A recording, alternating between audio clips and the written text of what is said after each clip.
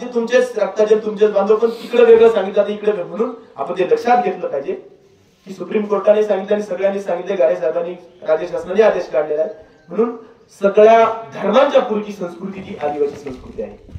मानवता हाच आदिवासींचा धर्म आहे. म्हणून कोणताही जात पात धर्म कोणताही भेदभाव न करणारी ती संस्कृती आदिवासी संस्कृती आहे.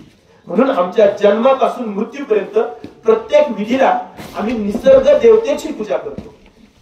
आमच्या निसर्ग देवता आहे. आमची वर्सुबाई हजारो लाखो वर्षांची. पहा, वेगवेगळ्या धर्मामध्ये सांगितलं तर तुम्ही असं जगाल तसं जगाल म्हणाल, हे बाजूला ठेवा. आज आम्ही इथं बसले, आज आम्ही आमचा देव आहे, आमची वर्सुबाई आहे, आमची कळमजाई आहे, आमचा उंबऱ्या आहे, आमचा हा निसर्ग देवता आहेत म्हणून आम्ही जिवंत आहोत. आमच्या निसर्ग देवता आहेत म्हणून आम्ही जिवंत आहोत. हे आमच्या निसर्ग देवता नसतील तर आम्हीही जिवंत राहू शकत नाही. 5 मिनिटाचा प्रयोग आहे. नाक तोंड दामलं तर माणूस खलास. जो आपल्याला अगदी श्वासात गणित आपण जो काही श्वास घेतो, हवा घेतो, त्याला ऑक्सिजन म्हणतात, त्याला प्राणवायू म्हणतात. हा प्राणवायू जो मिळतो आम्हाला तो आमच्या या निसर्ग देवतांपासून मिळतो. या डोंगर दऱ्या झाडं झुडपं वेली वनस्पती या निसर्गातून आम्हाला हा प्राणवायू मिळतो. तुम्ही कोरोनाच्या काळात पाहिले, अनुभवले. हा ऑक्सिजन संपला होता कोरोनाच्या काळात आणि बाहेरच्या देशांमधून त्या विमानातून टँकर आणले आणि मग ते व्हेंटिलेटर लावले कोरोनात, मग माणसं वाचवली. म्हणजे संपली होती तुमची इथली हवा, संपला होता ऑक्सिजन. म्हणजेच हा निसर्ग वाचला तर आम्ही वाचणार आहे. म्हणून संपूर्ण जगाने एक जागतिक परिषद झाली डिसेंबर 2015 मध्ये फ्रान्स मध्ये झाली आणि त्या परिषदेमध्ये एक जागतिक ठराव झालाय आणि मार्को ओर्निला नावाचे तत्वज्ञानी होते, तर त्यांनी तो ठराव मांडला का या संपूर्ण जगाला, या संपूर्ण मानव जातीला या ग्लोबल वॉर्मिंग पासून जर वाचायचं असेल, हे धरतीचं टेम्परेचर पाहिलं आपण, धरतीचं तापमान भयंकर वाढलेलं आहे. पाऊस कधीपासून चालू झालाय तुम्हाला माहिती? 4 मे पासून पाऊस चालू कंटिन्यू आजपर्यंत. जसा जो पहिला वेळ काळ होता तो बदल होऊ लागला. ते कशामुळे झाले? या पृथ्वीचं टेम्परेचर वाढलं, जंगल संपली, निसर्ग संपला आणि मग त्याचे परिणाम आज माणसाला भोगावे लागले. म्हणून त्यांनी जो ठराव केला का या मानव जातीला जर वाचवायचं असेल तर संपूर्ण जगाने आदिवासी संस्कृती स्वीकारली पाहिजे, तरच हे जग वाचणार आहे, तरच ही मानव जात वाचणार आहे. सगळ्याच्या करारावर सगळ्या जगभरातील देशांच्या सह्या झाल्या आणि सगळ्यांनी मान्य केलेलं आहे. त्यावेळी एकाने विचारलं की बा तुम्ही असं का म्हणता की बा संपूर्ण मानव जातीने सगळ्या जगभरातील देशांनी आदिवासी संस्कृती का स्वीकारावी असं तुम्ही का सांगता?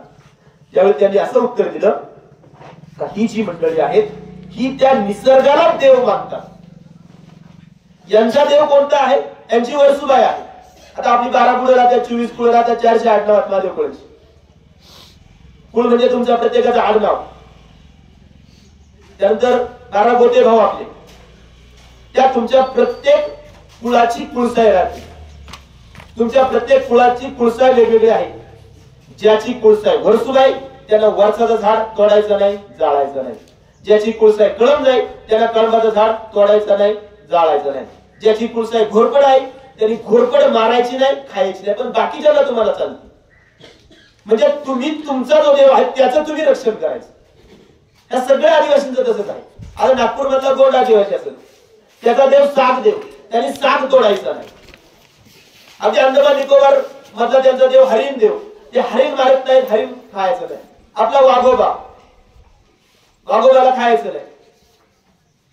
डुकराची शिकार पारत राहते, आपली देव पारत राहते, ती शिकार करायची. ती तुमचा आदिवासींचा पारंपरिक धार्मिक भाग आहे, ती तुम्ही करू शकता. तसं त्या गोंड आदिवासींमध्ये त्यांचं डुक्कर देव आहे, त्यांनी नाही डुक्कर खायचं, आपण मात्र खायचं. म्हणजे अशा सगळ्या जगभरातल्या सगळ्या त्या आदिवासींची प्रत्येक टोटे म्हणतात त्याला, कुळसाई म्हणतात त्याला, ती कुळसाई त्याने आजपर्यंत वाचवली आहे. आणि म्हणून हा निसर्ग आणि हे सगळा जो काही ऑक्सिजन आहे या डोंगरदऱ्यात ह्या वाचलेल्या आहेत, हे त्यांनी तिथं मांडलं. आज आपल्याला हे माहिती नसेल. आज आम्ही इथं बसलोय, तुम्ही जे गुगल वरती युट्यूबवर सर्च केलं तर उत्तर मिळून जाईल की या जगभरामध्ये अमेझॉनचं एक जंगल आहे. ते अमेझॉनचं जंगल तिथल्या आदिवासींनी वाचवलेलं आहे आणि ह्या जंगलाचा 20% ऑक्सिजन अमेरिकेच्या तिकडे इथून खूप 7 समुद्र म्हणतो पार आपण, अमेरिकेतलं जंगल, ब्राझीलचं तिथलं अमेझॉनचं जंगल, ते आपले 7-8 देश मावतील त्याच्यामध्ये भारतासारखे एवढं मोठं जंगल आहे. तिथं काहीच नाही, तिथं फक्त आदिवासी त्या जंगलामध्ये राहतात. आज ते संपायच्या मार्गावरती आहे. पण त्या जंगलाचा 20% ऑक्सिजन इथं आम्ही बसलो, इथं आम्हाला मिळतो. आम्हाला माहितीच नाही. यातला 80% जो ऑक्सिजन आहे तो आमच्या या सह्याद्रीमधून छत्तीसगडचं जंगल, बस्तरचं जंगल आणि झारखंडचं जंगल, ही जी काय आहेत ही सगळी या देशभरात हा प्राणवायू तुम्हाला पुरवतात. म्हणून तुम्हाला मी मगाशी म्हटलं की आमच्या वर्सुगाईशिवाय, कळमजाईशिवाय, आमच्या उंबऱ्याशिवाय आम्ही जगू शकत नाही. तसं बाकीचं तुम्ही मूर्तीच्या पुढे किती डोकं आपटलं की तुम्हाला प्राणवायू देणार नाही. पण तुमच्या निसर्ग देवता आजही जिवंत आहे, आजही जिवंत आहे. म्हणून सांगितलं की ह्या निसर्ग देवता हजारो लाखो वर्षांच्या आहे. आणि बाकीचं जे काय धर्म आणि देव वगैरे हे सगळं हे नंतरचं आहे. म्हणून त्याच्यामध्ये आपण गल्लत करू नये की आपल्या निसर्ग देवताला आपण मानतो, पूजतो, ही संपूर्ण मानव जातीनं ते स्वीकारलं पाहिजे, तरच हे जग वाचणार आहे. असा ठराव झाला तो सगळ्या जगाने मान्य केला. म्हणून तुम्हाला सांगितलं या धर्मपूर्वीची संस्कृती ती आदिवासी संस्कृती आहे. म्हणून आपल्या प्रत्येक विधीमध्ये जन्मापासून मृत्यूपर्यंत, आज माणूस मेला, माणूस मेल्यावरती त्याला मातीमध्ये गाडलं जातं. ही आदिवासींची संस्कृती सगळ्या जगभरात बाकीच्याही धर्माने स्वीकारली. मुस्लिम धर्माने आदिवासींचं पाहून त्या पद्धतीने तत्वज्ञान स्वीकारले, ते मातीमध्ये गाडतात. ख्रिश्चन धर्माने आदिवासींचं तत्वज्ञान पाहून तसं मातीमध्ये गाडण्याचं स्वीकारले. अगदी केरळच्या, तामिळनाडूच्या मुख्यमंत्री जयललिता त्या म्हणल्या मी ब्राह्मण आहे स्वतः, पण मला मरताना आदिवासी संस्कृतीप्रमाणे मातीमध्ये गाडा. आणि म्हणून त्या मरता वेळी मातीमध्ये आपण गाडतो किंवा आज जाळायला सुरुवात केली समजा, तरी त्यावरती शेवटच्या वेळी तोंडावरती तुम्हाला या निसर्ग देवता ज्या तुमच्या आहेत या 5 पालीपैकी एखादी पाली, एखादी 2 पाली तरी तुम्हाला ठेवावी लागते, तेव्हा तुमचा तो मोक्ष मिळाला असा त्याचा अर्थ होतो. माणूस जन्माला आल्यापासून 5 पासून 6 वर ठेवलं जातं. लग्नातले हे 12 विधी आहेत. आजचा जो काही आहे हा विधी, हा 11वा विधी आहे तुमचा. माणसाच्या जन्मापासून मृत्यूपर्यंत आपले सगळे 12 विधी आहेत, ते सगळे विधी तुम्हाला करावे लागतात. आणि मग हे जर तुम्ही केला नाही, तुमची 12 केली नाही, तुमचा जावळ घातला नाही, तर मग काय, मग आम्हाला सुख नाही, समाधान नाही, शांती नाही. मग असं आम्ही तुमच्या निसर्ग देवतांचं हे विधी दिलं टाकून, बारशी टाकल्या बंद करून, आणि मग पक्का इकडे पळायला लागलो. म्हणून तुम्हाला म्हटलं की या निसर्ग देवतांचे आमचे 12 विधी आहेत जन्मापासून मृत्यूपर्यंत. यातला आजचा 11वा विधी आहे आणि जो 13व्याचा निवड असतो तो आपला शेवटचा 12वा विधी आहे. त्यातला महत्वाचा लग्नाचा एक विधी आहे. लग्नापैकी 5 दिवस राहायची, 3 दिवस नंतर 1-2 दिवस आली, पण ठीक आहे. तरी ज्या विधीमध्ये 5 पालीचं पूजन केलं जातं, या 5 पालीचं पूजन, 5 पाली कोणती? आंब्याचा पाला, रुईचा पाला, जांभळीचा पाला, बोरीचा पाला आणि आंब्याचा पाला, हे 5 पालीचं पूजन. हे 5 पालीचं पूजन म्हणजे आपलं देवा. देवात झाल्याशिवाय आपला लगीन लागत नाही, देवात झाल्याशिवाय आपला लगीन लागत नाही. त्याचं मर्म काय आहे ते आम्ही समजून घेतलं पाहिजे. ते आमच्या निसर्ग देवतांची पहिली पूजा करावी लागते. अगदी बाकीचा समाजही असेल, अगदी मराठा समाज जरी असला तरी ते देवा घालतात. म्हणून तुम्हाला म्हणलं की माणूस तिथून एकच आहे, नंतर हे जाती धर्म बिर्म हे सगळं नंतरचं आहे. आणि म्हणून या आदिवासी संस्कृतीचा जो उहापोह करताना डॉक्टर गारे साहेबांनी जी संस्कृती मांडली, या संस्कृतीचं आज आम्ही इथे बसलोय. ते राघोजी भांगरे, बिरसा मुंडा यांचं बलिदान आणि आमची जुनी माणसं होती की आजपर्यंत चांगली जगली वागली, जगातील श्रेष्ठ मानवी मूल्य यांच्या जवळ होती.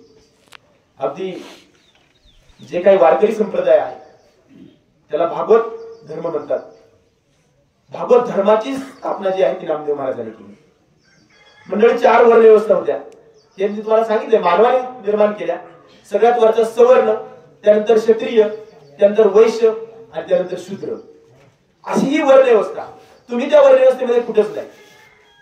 त्या वर्ण व्यवस्थेमध्ये सगळ्यात वरचा सवर्ण म्हणजे ब्राह्मण, त्यालाच देव म्हटलं गेलं. त्यानंतर क्षत्रिय म्हणजे राजपूत, जाट, मराठा याच्यामध्ये, त्यानंतर वैश्य म्हणजे जैन, बनिया आणि शूद्र म्हणजे एससी, ओबीसी किंवा बाकी, अशी ही वर्ण व्यवस्था. आणि त्या पूर्वीच्या काळी, हे मनुस्मृतीचं आहे, हे माझं सांगत नाही मला, मनुस्मृतीमध्ये आहे ते, हे बऱ्याच जणांना माहिती आहे तुम्हाला. या मनुस्मृतीमध्ये मानवाला माणूस म्हणून जगण्याची संधी नव्हती. स्त्रिया फक्त उपभोगाची वस्तू, स्त्री फक्त उपभोगाची देवानी, हा देवचा. ह्या सगळ्याच्या स्त्रिया उपभोगाच्या म्हणून ते लग्न झाल्यानंतर 7 दिवस 3 दिवस त्या शुद्धीकरणासाठी देवाकडे पाठवले जाते. मग ते सत्यनारायण झाला का मग तो मंत्र मम भार्या समर्पी आम्ही, म्हणजे माझी भार्या समर्पित करतो तुला देवा. अशा त्या वाईट चालीरीती.